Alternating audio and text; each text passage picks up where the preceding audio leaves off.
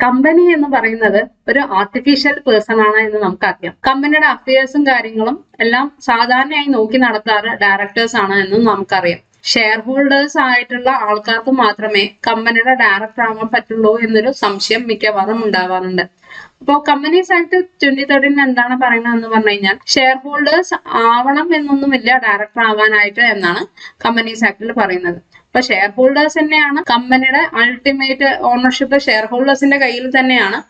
Directors ആയിട്ടുള്ള ആൾക്കാർ may be professionally qualified ആയിട്ടുള്ള ആൾക്കാരായിരിക്കും. ചിലപ്പോൾ ആ ബിസിനസ് ട്രേഡിൽ കൂടുതൽ നോളജും കാര്യങ്ങളും ഉള്ള ആൾക്കാരായിരിക്കും. അങ്ങനെയുള്ളവർക്ക് on a day to day ബേസിസിൽ കമ്പനി അഫയേഴ്സ് നല്ല രീതിക്ക് മുന്നോട്ട് കൊണ്ടുപോകാനായിട്ട് അവരെ കൊണ്ട് സാധിക്കും. അതിനുവേണ്ടി നമ്മളൊരു സ്പെഷ്യൽ ആയിട്ടുള്ള കുറച്ച് ആൾക്കാരെ കൊണ്ടുവന്ന് നിർത്തി നമ്മളുടെ ബിസിനസ് ഓർഗനൈസേഷൻ നല്ല രീതിക്ക് മുന്നോട്ട് കൊണ്ടുപോകാനായിട്ട് നമ്മളെ എക്യുപ്പ് ചെയ്യുന്നവരാണ് ആക്ച്വലി ഡയറക്ടേഴ്സ് എന്ന് പറയുന്നത്.